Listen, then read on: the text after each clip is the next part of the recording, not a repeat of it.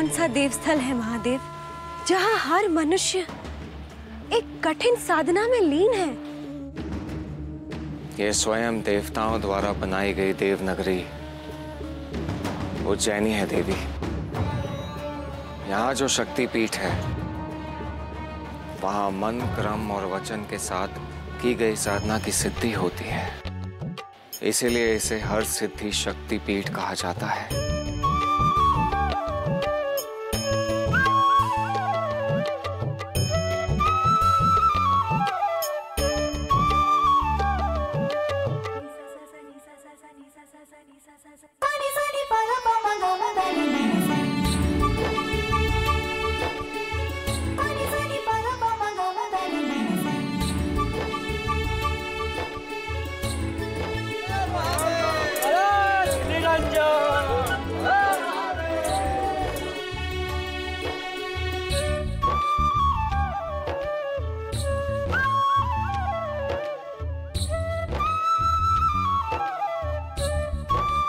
महादेव,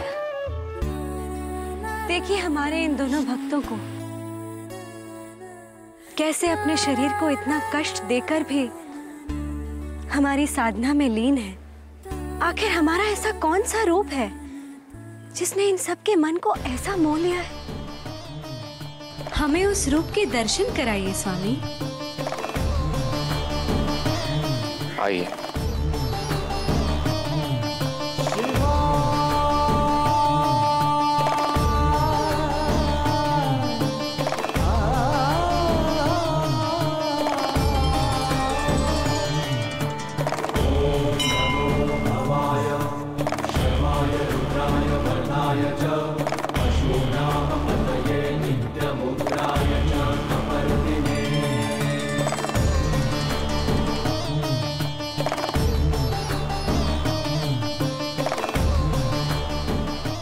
क्या है प्रभु? यहाँ तो कोई भी मूर्ति नहीं है, तो फिर ये सब हमारे किस रूप की पूजा अर्चना कर रहे हैं?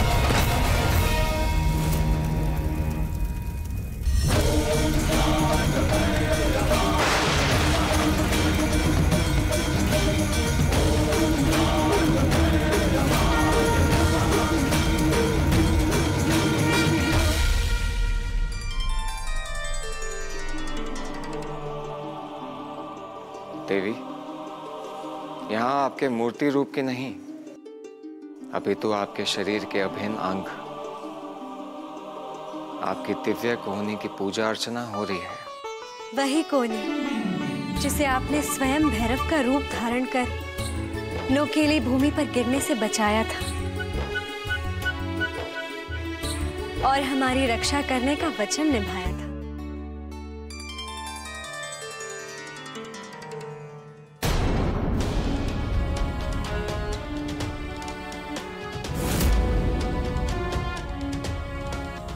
ये क्या है स्वामी? ये कैसा विचित्र दृश्य देख रहे हैं हम? भैरव के हाथों में अस्त्र, नेत्रों में ज्वाला, और वो भी हमारे लिए। हमारा रक्षक भैरव हमारे विरुद्ध खड़ा हुआ है। ऐसा क्यों स्वामी? कभी कभी आंखों से देखे हुए सत्य का एक दूसरा पहलू भी होता है। ये जो चित्र आप देख रही हैं, यहाँ भैरव आपके नहीं, अभी तो आप भैरव के विरुद्ध खड़ी हुई हैं।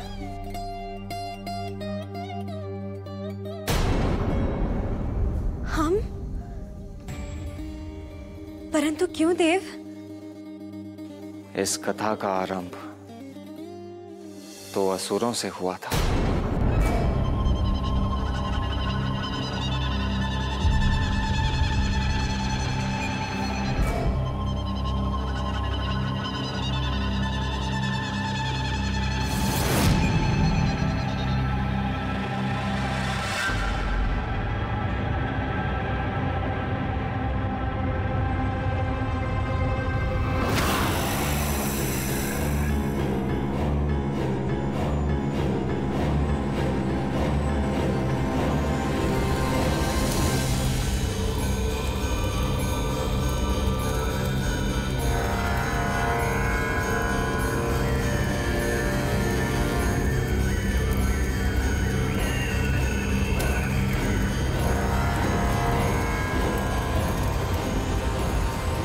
कोई अवरोध, कोई बाधा चंड का मार्ग नहीं रोक सकती। संपूर्ण ब्रह्मांड एक और प्रचंड की प्रतिज्ञा एक और। अब मेरे ये पैर उस शक्ति पीठ की चौखट पर जाकर ही रुकेंगे।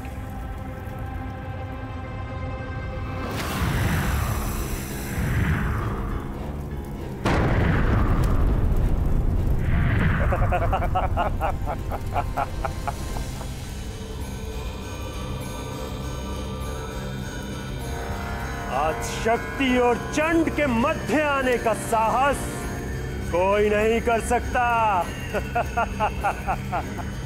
शक्ति पीठ का भाग्य अब किसी अन्य के हाथ नहीं, अब तो चंड और प्रचंड के हाथों में है।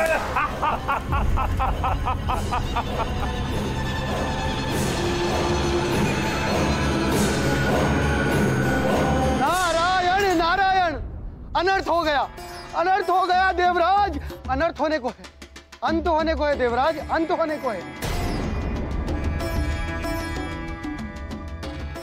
ये आप क्या कह रहे हैं देव ऋषि? मैं ठीक कह रहा हूं देवराज, मैं अभी अभी धरती पर दो असुरों को देखकर आ रहा हूं। चंड और प्रचंड नाम के दो असुर उज्जैनी में स्थित माता की शक्ति पीठ की ओर आगे बढ़ रहे हैं और मुझे उनकी मंशा ठीक नहीं लग रही। तो ये दोनों भी नरकासुर की तरह शक्ति पिंड को नष्ट तो नहीं करना चाह रहे?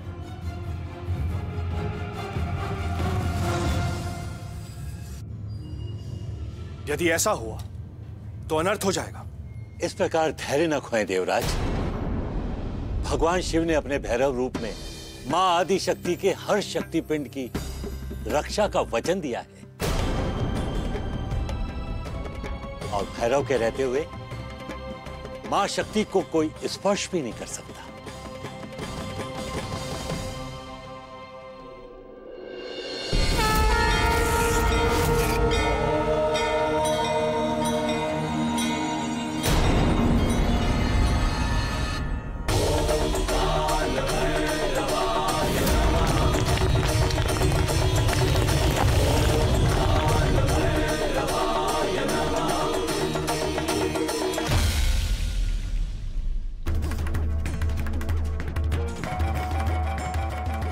जाग गए शक्तिपीठ के भैरव।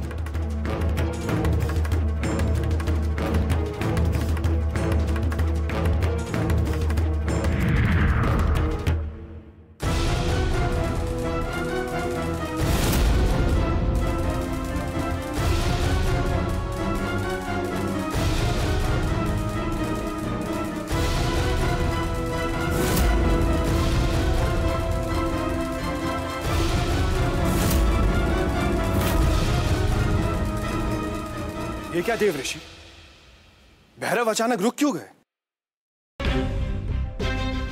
मैं भी अचंभित हूं देवराज, आखिर क्यों भैरव असुरों के इतने निकट होने के बाद भी उन पर प्रहार नहीं कर रहे हैं और असुर उनके इतने समीप आते ही जा रहे हैं।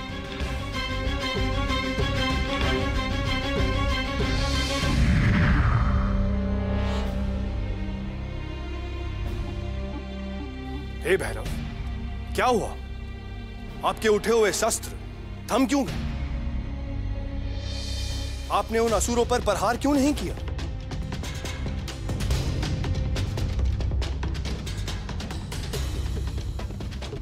मुझे उसकी आवश्यकता नहीं लगी देवराज। आवश्यकता नहीं लगी? ये कैसी विचित्र बात कर रहे हैं आप भैरव? उचित कह रहा हूं देवराज। मुझे वो असुर प्रतीत नहीं हुए। उनके शरीर से निकला तेज श्वेत वर्ण और निष्कलंक है। वो पापी नहीं, पवित्र है।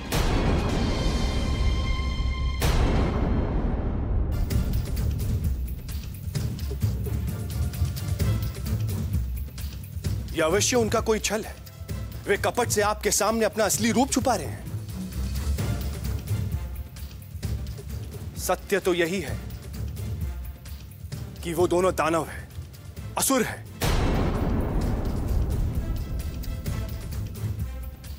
देवराज इन सही कह रहे हैं भैरवनाथ, कुछ कीजिए। कहीं वो दोनों माता के अंशों को कोई हानि ना पहुंचा दे। उन्हें नष्ट कर दीजिए।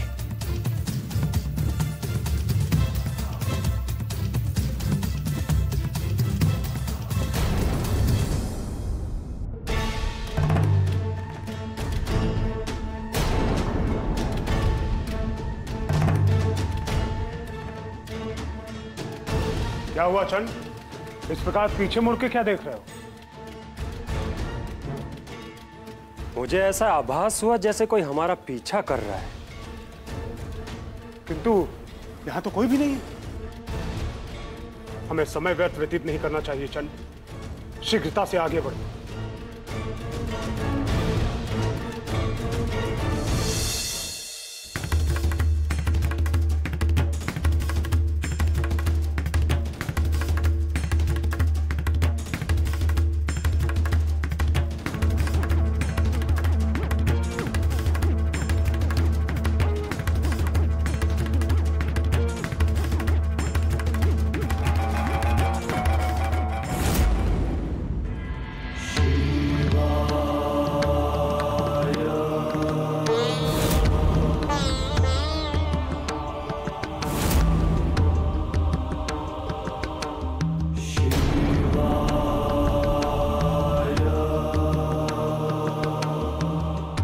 सन्यासी, कौन हो तुम?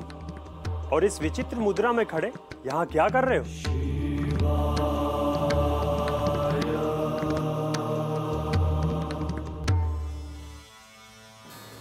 साधना वत्स, देवी शक्ति की साधना। देवी शक्ति?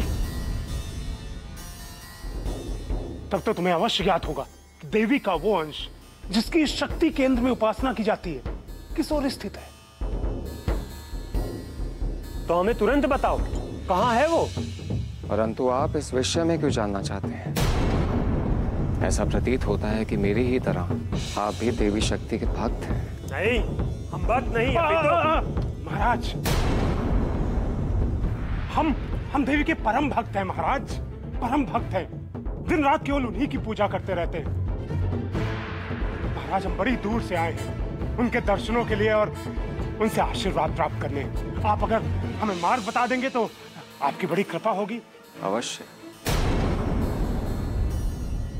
परंतु मुझे आपके भक्त होने का प्रमाण चाहिए। यदि आप दोनों माता के भक्त हैं तो आराधना तो करते ही होंगे। हाँ हाँ महाराज, हम तो दिन रात उन्हीं की आराधना करते रहते हैं। तो फिर आपको शक्ति का मंत्र भी ज्ञात होगा। निसंदेह, हम मंत्र जानते हैं। तो फिर आप मुझे उस शक्ति मंत्र का उच्चारण करके दिखाइए। रुकिए, मैं चाहता हूं कि शक्ति मंत्र का उच्चारण आप दोनों एक साथ मिलके कीजिए, तभी मैं मानूंगा कि आप सच्चे शक्ति भक्त हैं। बताइए, किस सोच में पड़ गए आप?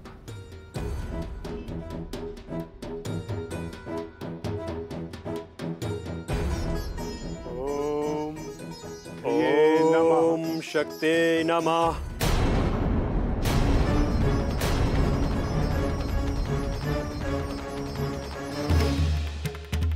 आप दोनों का सत्य है। आपके मुख पर प्रश्न चिन्ह लगा रहा है। और असत्य बोलने वाले को मैं देवी स्थल का मार्ग नहीं बता सकता। तुम तो ऐसे व्यवहार कर रहे हो जैसे वो शक्ति स्थल तुम्हारी संपदा हो। क्या तुम उस स्थान को हमसे गुप्त रखना चाहते हो? मेरी ऐसी कोई मंशा नहीं थी। देवी तो सबकी है, जगत जननी है वो। देखो, हमें हमारे गुरु ने आज्ञा दी है कि हम शक्ति को प्राप्त करें और अपने गुरु की आज्ञा का पालन करना ही हमारे जीवन का उद्देश्य है। मुझे देवी के प्रति आपकी आस्था पर संदेह है, परंतु अपने गुरु के प्रति आपकी निष्ठा सराहनीय है। तो फिर व्यर्थ समय मत गवाइए, हमें शीघ्र बताइए, हमें कौन सा मार्ग लेना चाहिए उन्हें प्राप्त करने के लिए? सीधा और पावन मार्ग है। यही मार्ग है जो बिना किसी बाधा के देवी तक पहुंचाता है।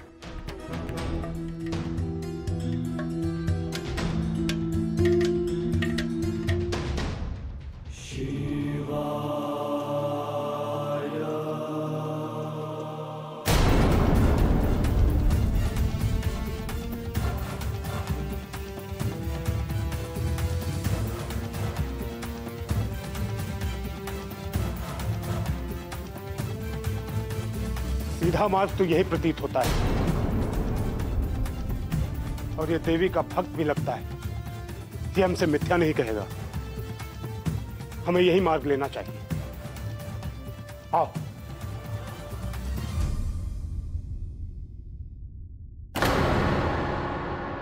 आपने बड़ी चपलता और अपनी बुद्धिमानी से उन असुरों को भ्रमित कर दिया। नहीं देवराज, मैंने उन्हें भ्रमित नहीं किया, मैंने तो उनसे सत्य ही कहा। सत्य कहा था, किंतु? देवराज, देखने में सूर्य की रोशनी श्वेत वर्ण प्रतीत होती है, परंतु वास्तव में उसमें 7 रंग छिपे होते हैं और ये केवल वही देख सकता है जो सूर्य की रोशनी को मानिक से परखता है। अर्थात सत्य के कई रूप होते हैं देवराज। जो जैसी बुद्धि से उसे देखता है, सत्य का वैसा ही रूप उसे दिखाई देता है। मैंने उनसे सत्य ही कहा था कि देवी को सीधे और पावन मार्ग पर चलकर ही पाया जा सकता है।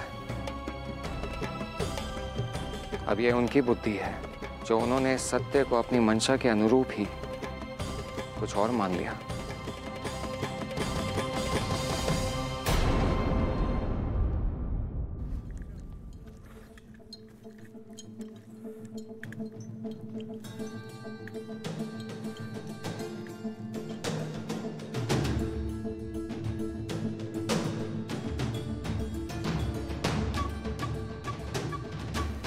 ये शक्ति स्थल कुछ अधिक दूर नहीं लग रहा? दूर तो लग रहा है और ऊपर से सूरज का ये ताप, किंतु अब कोई भी कष्ट हमारा मार्ग नहीं रोक सकता। हमें आगे बढ़ना होगा चंडी। चलो।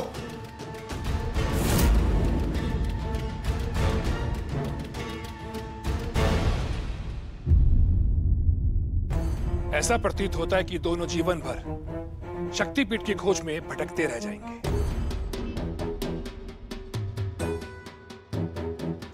रुकिए भैरव, वो देखिए।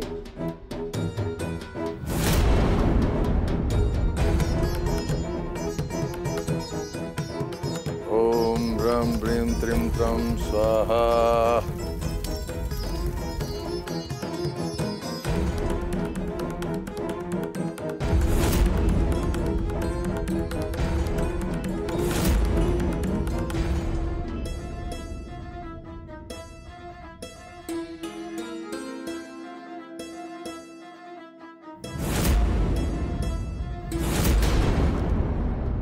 ये क्या?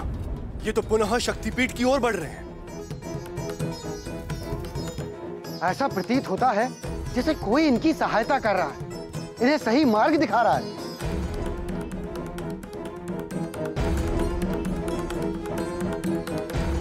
जब ये मेरे समीप थे तो मुझे इनके शरीर में पावन अग्नि और निश्चल जल का आभास हुआ था। मुझे लगता है कि अग्निदेव और वरुण देव इस विषय पर प्रकाश डाल सकते हैं। हम सभी को उनका आह्वान करना चाहिए। देवगुरु, वायुदेव और अग्निदेव को बुलाइए। अवश्य। ओम अग्निदेवाय नमः, ओम वरुण देवाय नमः।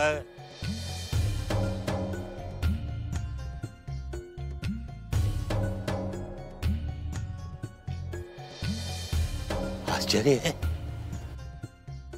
मेरे बार बार आह्वान करने पर भी अग्निदेव और वरुण देव उपस्थित नहीं हुए हैं। देवराज, मुझे भय है कि कहीं ये दोनों देव किसी संकट में ना पड़ गए हों। भय तो मुझे भी लग रहा है देवगुरु। देखो, हमें हमारे गुरु ने आज्ञा दी है कि हम शक्ति को प्राप्त करें और अपने गुरु की आज्ञा का पालन करना ही हमारे जीवन का उद्देश्य है। इस संसार में गुरु के पास ही ऐसी शक्ति होती है जो दूर रहकर भी अपने शिष्यों को मार्ग दिखा सके। मुझे लगता है चंड और प्रचंड के गुरु ही उनकी सहायता कर रहे हैं। किंतु इस बात का अग्निदेव और वरुण देव की अनुपस्थिति से क्या संबंध है भैरव? वरुण और अग्नि को हो ना हो, उनके गुरु ने ही अपने वश में किया है। वो कौन है भैरव? ओम ब्रीम ब्रह्म त्रीम ताम स्वाहा। ओम ब्रीम ब्रह्म त्रीम ताम स्वाहा।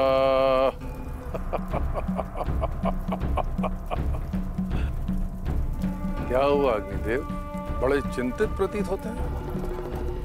भयभीत मत होइए, मैं आपको अधिक समय तक नहीं रोकूंगा, परंतु जब तक इस यज्ञ की अग्नि शांत नहीं होती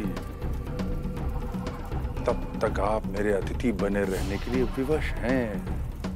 संकल्प जो लिया है आपने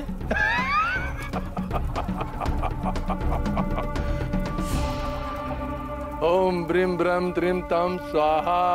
ओम ब्रीम ब्रह्म त्रीम ताम स्वाहा। अगर शुक्र आचार्य संपूर्ण कपट के जड़ है तो ये घोर अनिष्ट का संकेत है भैरव। ये असुर यहाँ किसी बड़े षड्यंत्र के तहत आए हैं। जी भैरव, अब विलंब नहीं करना चाहिए और इन दुष्ट असुरों को दंड दीजिए। देव, किस अपराध का दंड दूं? इन असुरों ने अब तक कोई अपराध किया ही नहीं। किया नहीं है, परंतु करने की मंशा तो अवश्य है, और ये बात आप भी जानते हैं भैरव। देव, संसार कर्म प्रधान है। व्यक्ति के कर्म ही ये निर्धारित करते हैं कि उसे फल मिलेगा या दंड। मंशा के आधार पर किसी को दंड देना गलत है, क्योंकि विचारों का शुद्धिकरण संभव है। तो आप किसकी प्रतीक्षा कर रहे हैं भैरव? जब यह असुर देवी के अंश को हानि पहुंचाए, उसके बाद आप अपना धर्म निभाएंगे।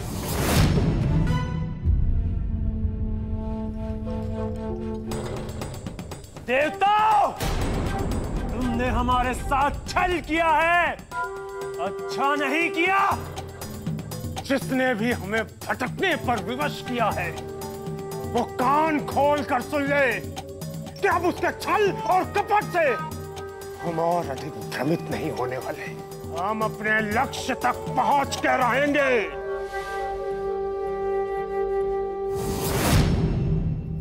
जब तक मेरा ये यज्ञ चल रहा है कोई मेरे शिष्यों को भ्रमित नहीं कर सकता। उन्हें रोकने से पहले उसे मुझे परास्त करना होगा। ओम ब्रीम ब्रह्म त्रीम ताम स्वाहा। ओम ब्रीम ब्रह्म त्रीम ताम स्वाहा। इन असुरों को रोकने के लिए सबसे पहले शुक्राचार्य को रोकना होगा।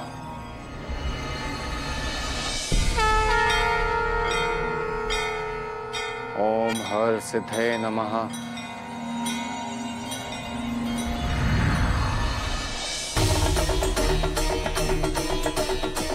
ओम हर सिद्धे नमः।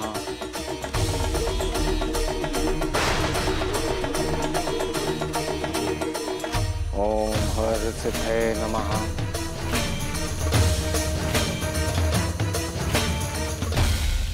ओम हरसिद्धे नमः। ओम हरसिद्धे नमः। ओम हरसिद्धे नमः। ओम हरसिद्धे नमः। ओम हरसिद्धे नमः। ओम ब्रीम ब्रह्म त्रिम तम स्वाहा। ओम ब्रीम ब्रह्म त्रिम तम स्वाहा। ओम ब्रीम ब्रह्म त्रिम तम स्वाहा। ओम ब्रीम ब्रह्म त्रिम तम स्वाहा। ओम ब्रीम ब्रह्म त्रिम तम स्वाहा। ओम ब्रीम ब्रह्म त्रिम तम स्वाहा। ओम ब्रीम ब्रह्म त्रिम तम स्वाहा। अपने छल से आपने हमें बंदी बना के ठीक नहीं किया था शुक्राचार्य, परंतु अब आप हमें एक क्षण भी यहां रोक नहीं सकते।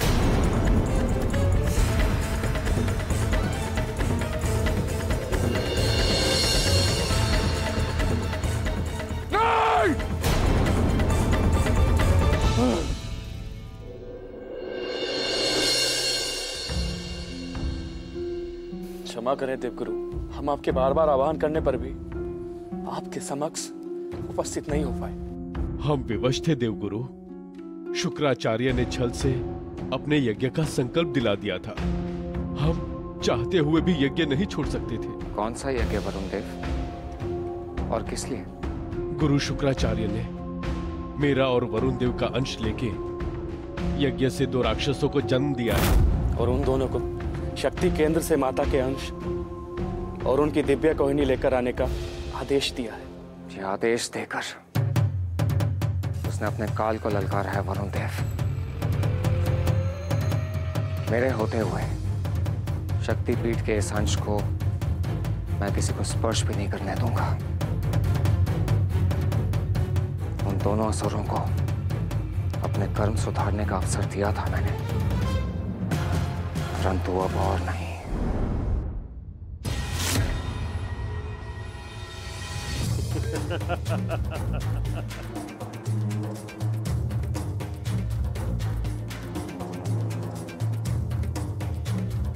रुक जाओ चंड और प्रचंड।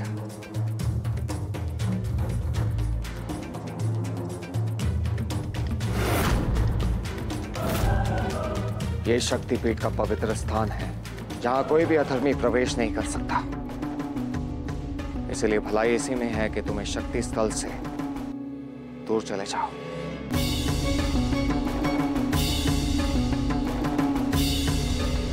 अब हम तुम्हारे किसी भी छलावे में नहीं आने वाले भैरव। हमारे मार्ग में आने की चेष्टा भी मत करना। एक बार तुम हमें मार्ग से भटका चुके हो, किंतु इस बार तुम्हारा कोई भी छल काम नहीं आएगा।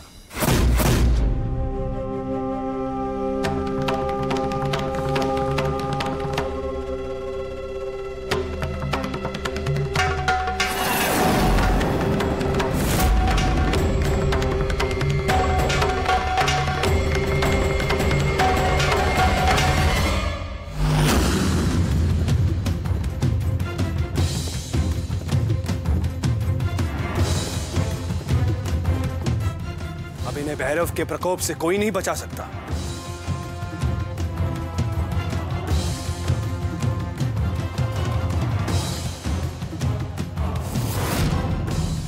महाशक्ति, महामाया, आप हमें स्वयं से दूर नहीं कर सकती। हे अम्बे जगदम्बे, हम तुझे पाकर रहेंगे। दुर्गे, चंडी, भद्रकाली, कृपालिनी तक पहुंचने से हमें संसार की कोई भी शक्ति नहीं रोक सकती। त्रिनेत्रा, काली, भवानी, भावमोचनी, हमें तुझ तक पहुंचना है। दक्ष पुत्री, सुंदरी, माताग्नि, चामुंडा, वैष्णवी, नित्या, कात्यायनी, जगदम्बा, हमें हमारे लक्ष्य तक पहुंचने से नहीं रोक सकते।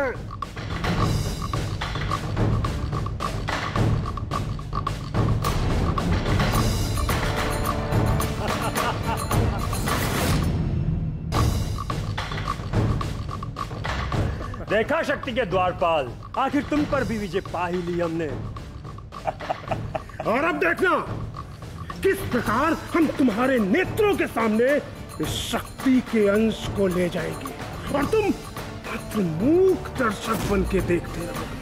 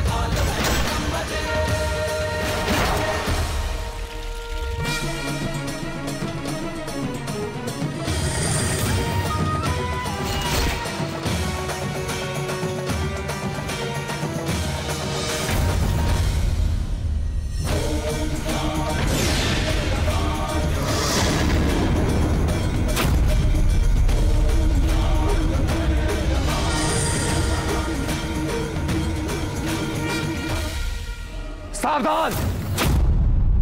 जो देवी शक्ति के अंश को स्पर्श भी किया तो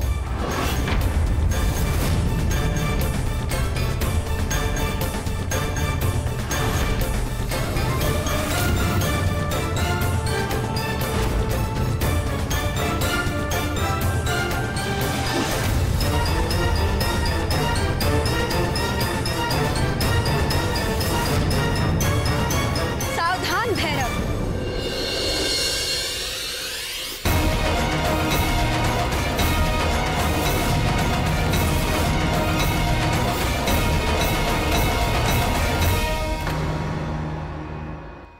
मेरे इन भक्तों को स्पर्श करने की चेष्टा भी मत करना। अब ये दोनों मेरी संरक्षण में हैं। देवी एक ऐसा अनर्थ कर रही हैं आप, किन्हें सुरक्षा दे रही हैं आप? आपको इस बात का अनुमान भी है कि ये आपके भक्त हैं भैरव। इनकी आस्था और श्रद्धा को स्वयं अनुभव किया है मैंने। देवी ये आपके भक्त नहीं, शत्रु हैं और आपकी रक्षा हेतु ही मैं इनके विरुद्ध खड़ा हुआ। नहीं भैरव, मेरे भक्ति की अग्नि परीक्षा में कुंदन की भांति तप कर ही मेरे हृदय में स्थान बनाया है इन दोनों ने। हर बाधा, हर कड़ी को सफलतापूर्वक पार किया है इन दोनों ने। मेरी भक्ति की पहली कड़ी, मुझ तक पहुंचने का दृढ़ निश्चय सर्वप्रथम कर लिया था इन दोनों ने। अगली कड़ी अर्थात यात्रा, मुझ तक पहुंचने के लिए कठिन और दुर्गम मार्गों पर यात्रा भी की इन्होंने। मेरी भक्ति की अगली कड़ी, मेरे मंत्रों का निरंतर जाप, वो भी सफलतापूर्वक किया इन्होंने। उसके पश्चात अनेक बाधाएं आने पर भी मेरे विभिन्न नामों का उच्चारण करते रहे ये दोनों। अपनी श्रद्धा, आस्था और दृढ़ निश्चय को टस से मस नहीं होने दिया इन्होंने। यही तो है मेरे भक्ति की चौथी कड़ी भैरव। इस सब के पश्चात मेरे सम्मुख आने पर साष्टांग दंडवत होकर मुझे प्रणाम किया इन दोनों ने। परंतु देवी, किंतु परंतु का कोई प्रश्न ही नहीं उठता भैरव। जो भी भक्त संपूर्ण निष्ठा और लगन से मेरी साधना करेगा, मेरा आवाहन करेगा, निश्चित ही मैं उसकी हर मनोकामना पूर्ण करूंगी। मेरा त्रिशूल उसका शस्त्र बनेगा और मेरी खड़ग उसकी ढाल। स्मरण रहे भैरव, मैं मां हूं और मां का प्रथम कर्तव्य है अपनी संतान की रक्षा करना, भले ही उसके लिए उसे अपनों के विरुद्ध ही युद्ध क्यों ना करना पड़े। अभी समझी स्वामी, क्यों ये भक्त इतनी कठिन साधनाएं और जप तप कर रहे हैं। इन्हें विश्वास है कि एक बार मैं प्रसन्न हो गई तो मेरे आशीर्वाद से जन्म जन्मांतर के लिए इनका उद्धार हो जाएगा, जिस प्रकार चंड और प्रचंड का हुआ था। चंड और प्रचंड की कथा तो अभी शेष है देवी, और अभी तक अपनी सरलता को आपने पूर्ण रूप से देखा कहाँ है देवी? दिग्भ्रमित हो गई है देवी आप। धर्म की आड़ में छिपे अधर्म को देखने का प्रयास कीजिए। ये दोनों आपके आशीर्वाद के पात्र नहीं हैं। ये मात्र मेरा चयन नहीं है भैरव, अपितु सृष्टि का नियम है। कर्मों का फल अवश्य मिलता है, चाहे वो अनजाने में ही क्यों न किए गए हों।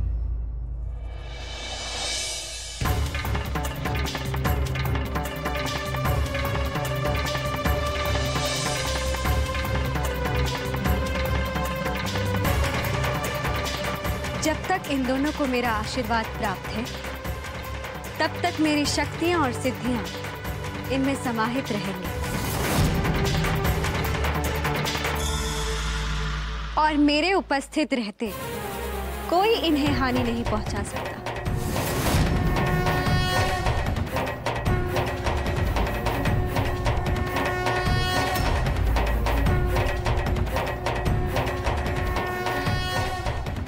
यहां तक कि तुम भी नहीं भैरव।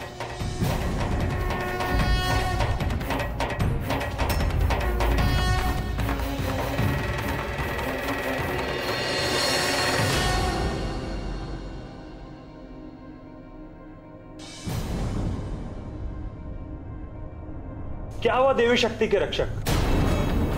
आओ ना और हमें रोक लो ये शक्ति अंश ले जाने से। अरे आओ, हम भी तो देखें कितनी शक्ति है तुम्हारे अंदर। आओ छीन लो हमसे। लो लो लो लो लो।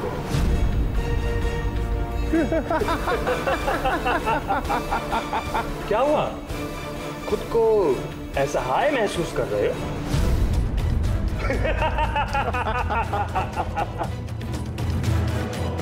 वर्षों की तपस्या का तुम्हें बस यही प्रतिफल मिला?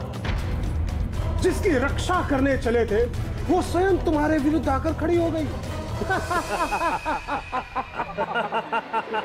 वैसे एक बात कहूं चंड, अब हमसे इसे कोई नहीं छीन सकता, क्योंकि हमारे पास देवी की शक्ति भी है और देवी की सिद्धि भी। चलो चलते हैं। हाँ प्रचंड चलो, गुरु शुक्राचार्य इस शक्ति अंश को देखकर प्रसन्न होंगे। रुक जाओ दोस्तों, मैं कह रहा हूं ठहर जाओ। अवश्य ठहरेंगे, परंतु गुरु के समक्ष जाकर।